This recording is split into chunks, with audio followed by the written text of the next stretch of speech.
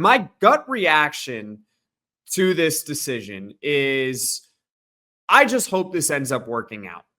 I hope that Syracuse with this move is not just quote unquote playing it safe. And by that, I mean, I know it was a legitimate quarterback competition between Rickie Collins from LSU and Steve Angeli from Notre Dame. We know that Steve Angeli has a little bit more experience than a guy like Rickie Collins. But I ultimately hope that the decision by Fran Brown and his coaching staff came down to who they thought was legitimately the better quarterback. And I feel like that's kind of like a Captain Obvious take. I understand that.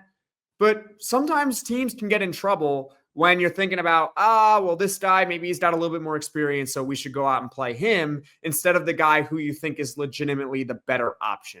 That's kind of where I'm getting at here. I don't think it's necessarily fair or not to make a determination as far as whether or not this is the right move, because we don't know ultimately if this is going to end up being the correct decision for Syracuse. All we can hope for right now is that the staff said, you know what? We believe at this very moment, Steve Angeli is the better of the two quarterbacks. Steve Angeli gives Syracuse the best chance to go out and beat Tennessee in week 1 and lead Syracuse to an impressive 2025 season after an impressive 2024 season. Let's talk about the background here behind this quarterback competition, because as I stated earlier, this was legitimate. I truly believe that both quarterbacks had a legitimate, fair chance to be the starting quarterback in week 1 against Tennessee. Of course, the two of them being Rickie Collins from LSU, Steve Angeli from Notre Dame. Rickie Collins was first to arrive at Syracuse. He transferred over to the Orange in December. And at the time that he transferred to Syracuse, we were kind of wondering whether or not Kyle McCord was going to get that 5th year of eligibility. Obviously, at that time, he was going through the whole appeals process, or after he had already submitted a waiver to the NCAA to get that 5th year of eligibility. Ultimately, we'll never know whether or not that appeal would have been approved by the NCAA, because Kyle McCord said, screw it, I'm just going to go to the NFL. More power to him. Hopefully, he ultimately makes the 53-man roster for the Philadelphia Eagles. So Kyle McCord goes pro.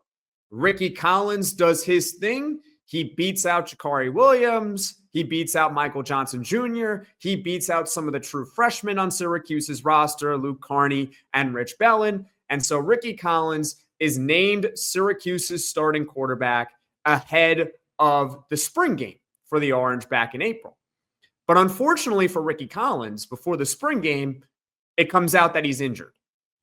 He had an injury on, I believe, his throwing hand.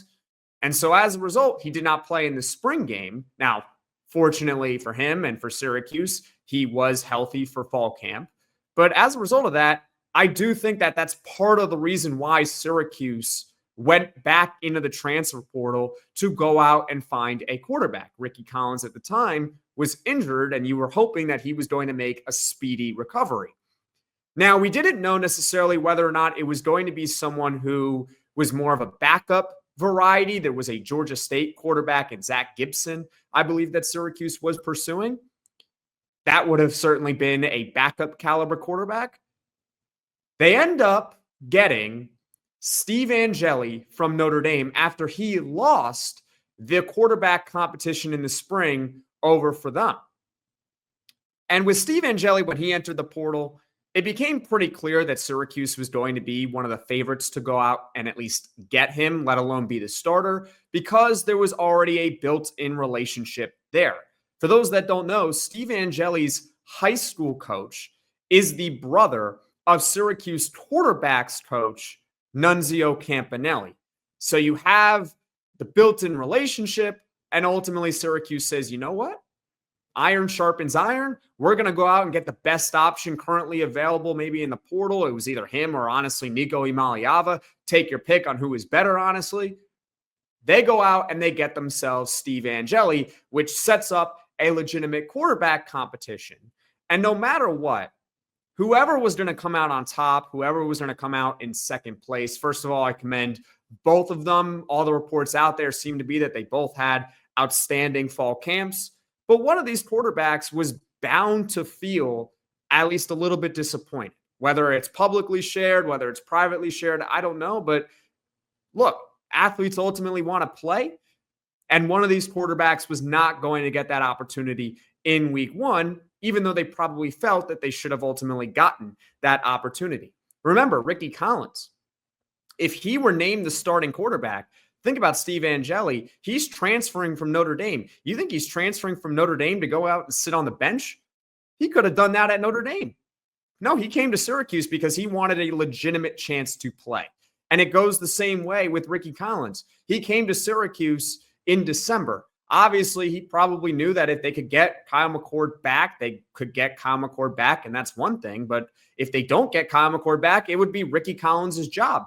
And it was Rickie Collins' job until, of course, they went out and got Steve Angeli. That being said, it's football.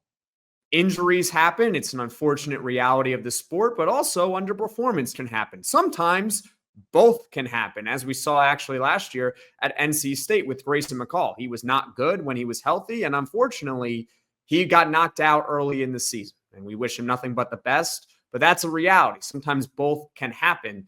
And so if you're Rickie Collins, and we'll get to this in the future podcast, his mindset has to be, hey, I'm always one play away. You're obviously not rooting for anything bad to happen to your teammate, but you have to stay ready because you are always in football one play away from really getting your chance. And if you're Steve Angeli, you're just named the starting quarterback of Syracuse football. That's great. That does not give Steve Angeli the license to go out and suck for the rest of fall camp. I'm not saying that he sucked prior to this, but you understand my point. You're named quarterback one. You got to prove it every single day that you deserve to be Syracuse's quarterback one. And then after you prove it for the rest of fall camp, you have to prove it against Tennessee why you are Syracuse's week one quarterback. And also, if you want to stick it to Notre Dame and say to them, hey, you should have named me the quarterback one over there, more power to them as well.